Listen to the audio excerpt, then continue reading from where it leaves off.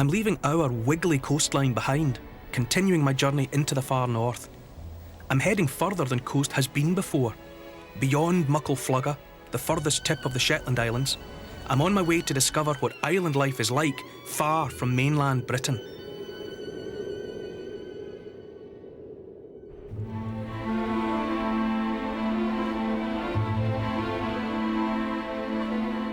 Adrift in the vast Atlantic, the Faroe Islands.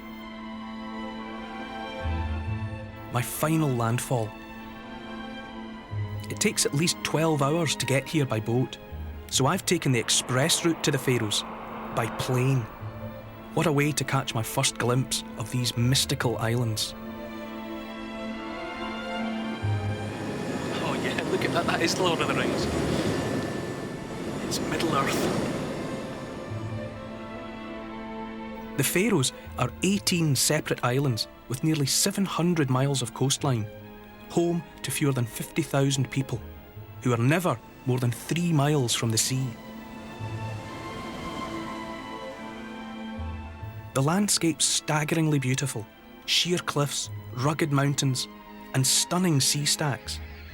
It's not surprising then that landing on these islands is pretty hair-raising.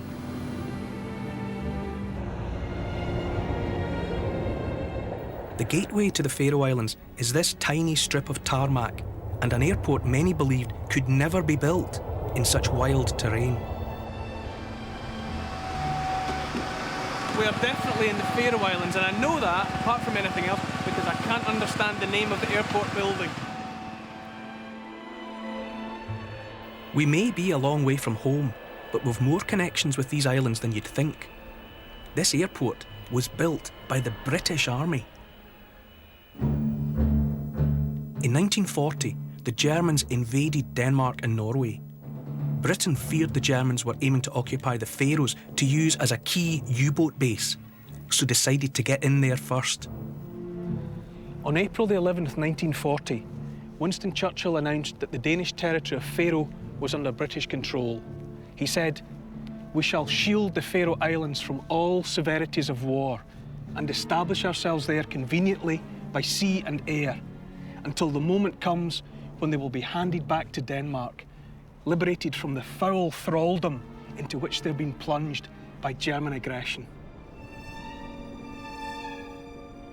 An airport was essential for the British military, but building one in this mountainous terrain seemed impossible.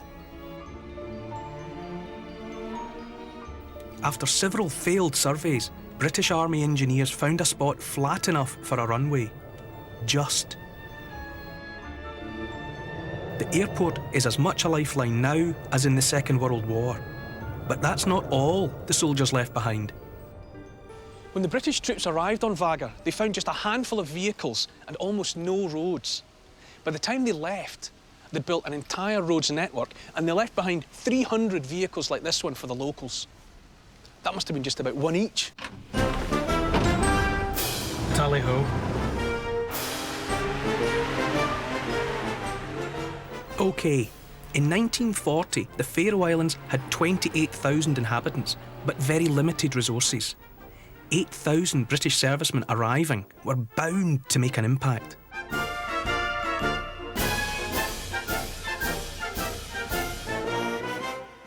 Over there, on the flat ground of the modern village, that was the camp. So Nissen huts, canteens, barracks, all the paraphernalia of camp life. This is the site of a huge gun emplacement. These are the ammunition stores. So you get a sense from the size of these just how big the guns were. The men here were guarding something pretty important. This inauspicious building, barely touched for 60 years, could hold a clue as to what that importance was. It's a garage now, the usual petrol and diesel fumes and tools and things. Up there, a couple of empty offices, don't know what they're for, but locals hereabouts will tell you this was a sector headquarters for the Battle of the North Atlantic. And look, there's Norway, there's Iceland, and there's the vast black emptiness of the North Atlantic. Although operations in the Atlantic were monitored from the Faroes, the troops stationed here didn't see much direct action. But the story of the British occupation isn't about buildings. There's something less tangible but much stronger. There was a meeting of minds, island people encountering and understanding other islanders, and some very special relationships blossomed.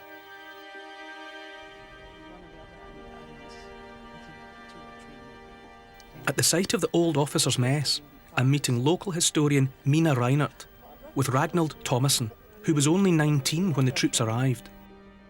What was it like to suddenly have hundreds or thousands of British troops here, British men here? What did it do to the atmosphere of the island? Ja. Hvordan var det å ha alle disse rævlige nekvar tusentals soldater her? Det var deiligt. It's wonderful, she says. What about, special friendships, with the troops? Ja, badjan som hadde viner. Og de kom inn til der og så spela kort og forskjellige sånne. Og ta det ångest. Så fortalte jeg forskjellige fra dem. Was there anyone who was special to you? Det noe som tog dem til vel. Nå vil han snakke om Ronny. Ja, Ronny. Bare Ronny. Ronny. Bare Ronny. This is Ronny. Ragnhild's fiancé it was at the time. They were together for 1 year and she got a baby by him. But he left before the baby was born. He went to France. He was an ambulance driver and he was killed in D-Day. Oh dear.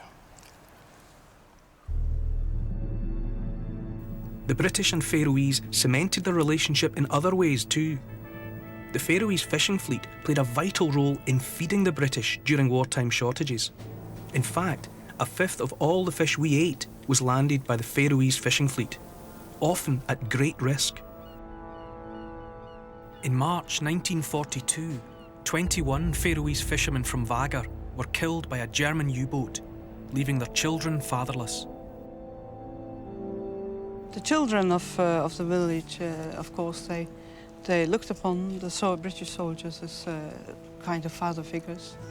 How strange for these young British men that had gone away to war to find themselves cast in the role of fathers. of being fathers for these kids. Yeah, but they were very good to them. They always brought them chocolates and things, and took care of them. People remember the war. They remember what went on here. They remember the kindness of the soldiers. And I suppose the soldiers also remember the kindness of the Faroese people here. They helped them and they helped each other,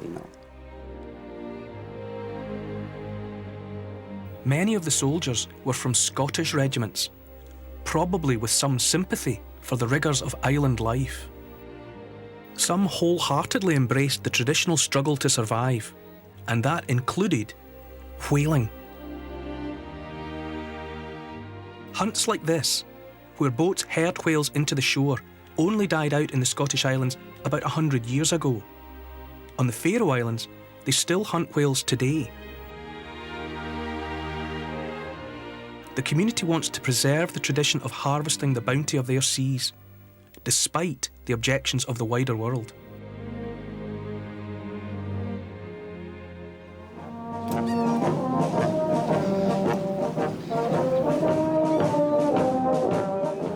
Handling boats is a part of everyday life here, but there's one day a year when the Faroese really get to show their mettle.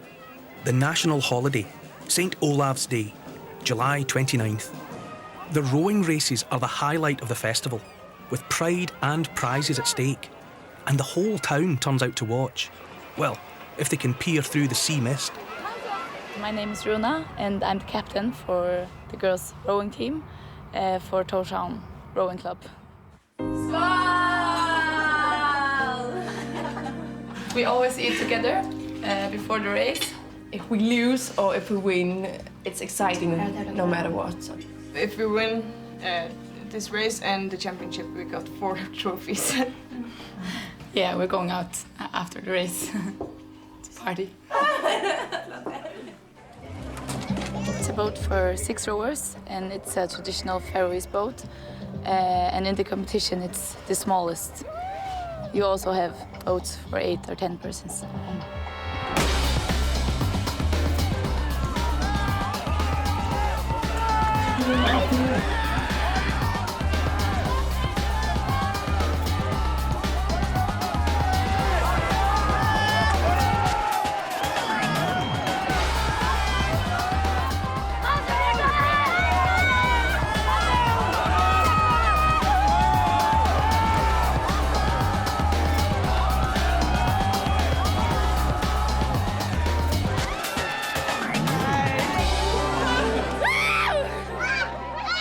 Champions are triumphant again.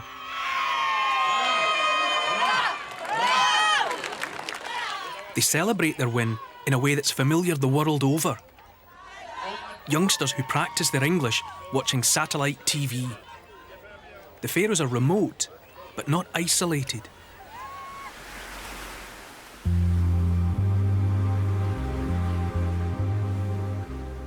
But connections with the original Viking settlers are never far away.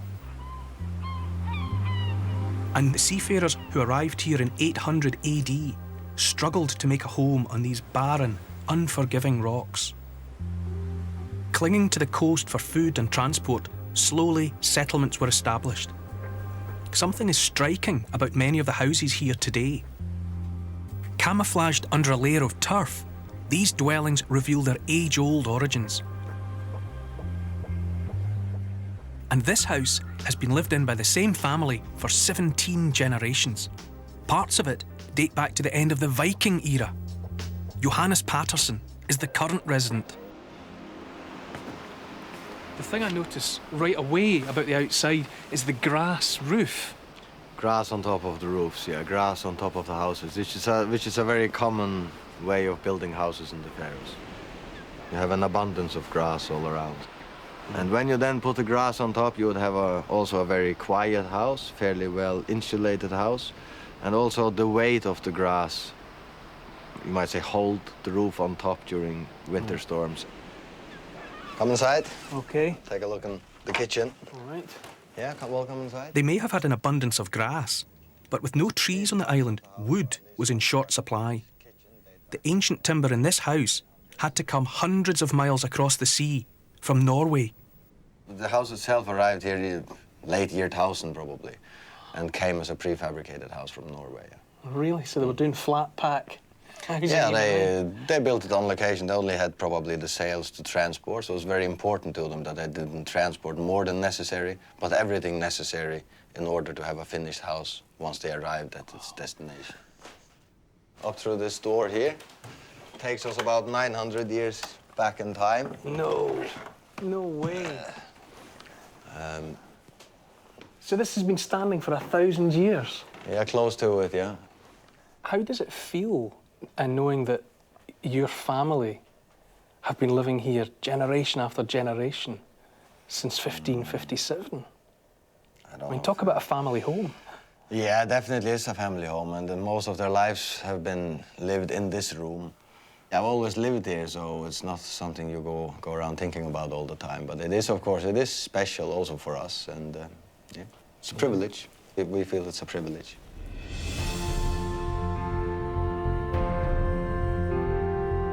The privilege of being an island people. And for over 1,000 years, the Faroese have toiled hard just to cling on to this precarious land. The daily chore of getting enough to eat. The isolation, yet kinship, of a tiny group of islands so far from the rest of the world. This really is life on the edge. If you've got a romantic idea about island life, then a visit to the Faroe Islands, especially on a day like today with the rain and the low cloud and the mist, then you get a sense of the bigger picture.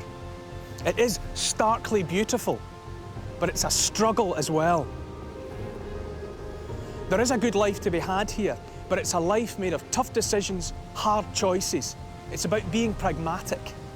And perhaps more than anything else, it's about being prepared to take full advantage of everything that the land and the sea and the sky have to offer.